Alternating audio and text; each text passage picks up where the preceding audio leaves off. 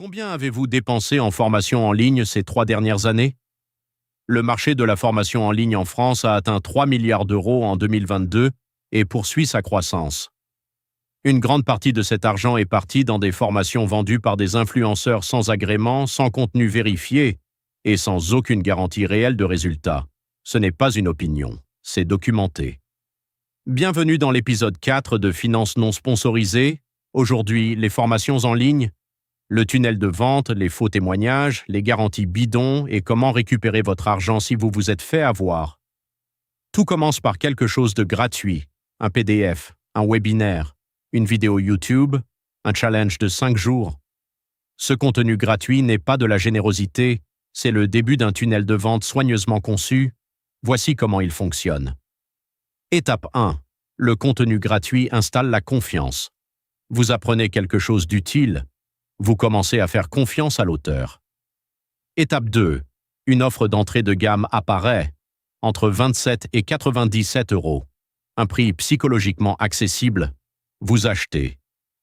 Étape 3. Un upsell immédiat. Vous venez d'acheter la formation de base, mais pour aller vraiment loin, voici la version complète à 297 euros.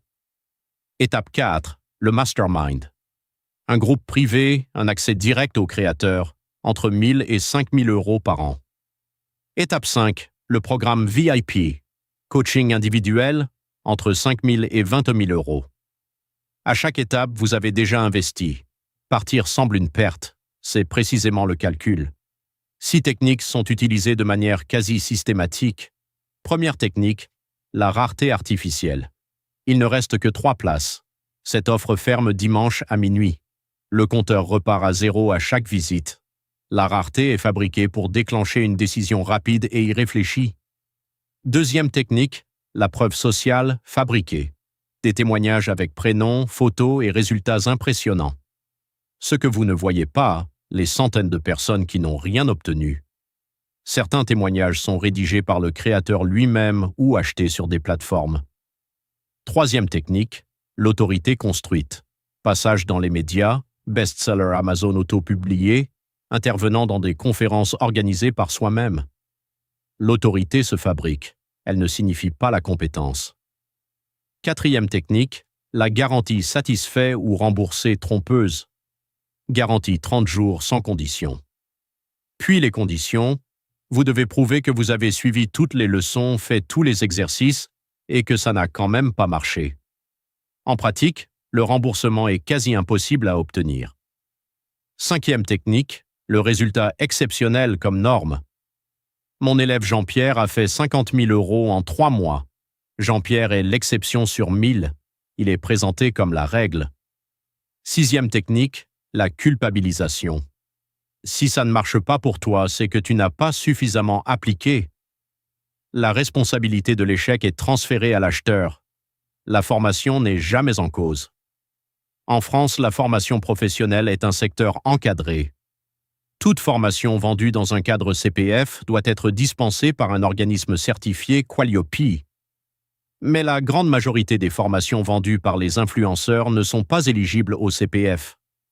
Aucune obligation de contenu minimum, aucun contrôle qualité, aucune accréditation vérifiable, ce qui est illégal en revanche. Mentir sur les résultats attendus constitue une pratique commerciale trompeuse, punie par le Code de la consommation de 2 ans de prison et 300 000 euros d'amende. Afficher une garantie de remboursement et la rendre inapplicable en pratique est également une pratique commerciale trompeuse. Utiliser de faux témoignages est une publicité mensongère, infraction pénale. La Direction générale de la concurrence, de la consommation et de la répression des fraudes, la DGCCRF, a mené plusieurs enquêtes sur ce secteur. Le Centre européen de formation a notamment été condamné pour pratiques commerciales trompeuses suite à de très nombreux signalements. Les chiffres du secteur sont éloquents. Selon le baromètre annuel de l'UFC Que Choisir, la perte moyenne par victime d'arnaque liée aux formations s'établit à 800 euros et 83% des Français interrogés ont reçu des propositions illicites de formation CPF en 2022. Le taux de complétion moyen d'une formation en ligne, tous secteurs confondus, 15%. 8 personnes sur 10 qui achètent une formation ne la finissent jamais. L'influenceur le sait. Son modèle économique repose dessus. Le secteur de la finance est le plus problématique. Une formation au trading, à l'investissement immobilier ou aux crypto-monnaies vendues par un influenceur non agréé constitue potentiellement un exercice illégal de l'activité de conseil en investissement. L'AMF a clairement indiqué que vendre une formation dont le contenu équivaut à des conseils en investissement, même présentée comme éducative, peut tomber sous le coup de la réglementation financière. Si vous avez acheté une formation et que vous estimez avoir été trompé, voici les recours réels. Premier recours, la rétractation légale. En France, tout achat en ligne bénéficie d'un délai de rétractation de 14 jours sans justification. Envoyez un email recommandé en citant l'article L221-18 du Code de la consommation. Deuxième recours, la garantie contractuelle. Si une garantie de remboursement a été affichée et vous est refusée sans justification légale, c'est une pratique commerciale trompeuse. Signalez-la à la DGCCRF via Signalconso. Troisième recours, le signalement. Signalconso.gouv.fr permet de signaler un vendeur en quelques minutes. Ces signalements déclenchent des enquêtes. Ils protègent les suivants. Quatrième recours, le chargeback bancaire. Si vous avez payé par carte bancaire, votre banque peut initier une procédure de chargeback, remboursement forcé, si le vendeur n'honore pas ses engagements. Ce recours est sous-utilisé et souvent efficace. Une formation légitime se reconnaît à des critères précis. Le formateur cite ses sources et ses crédentials vérifiables indépendamment. Le contenu peut être évalué avant achat, un module gratuit réel, pas un teaser commercial. Les témoignages sont datés, vérifiables et accompagnés de précisions sur le profil des participants. Les conditions de remboursement sont simples et sans obstacles pratiques. Et surtout, une bonne formation ne vous promet pas un résultat.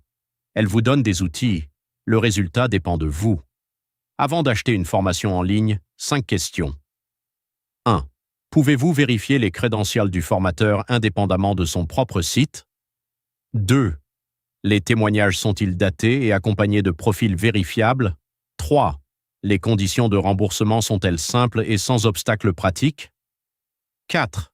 Le formateur précise-t-il le taux de réussite moyen de ses anciens élèves, pas seulement les meilleurs cas? 5. Le prix correspond-il à un contenu concret?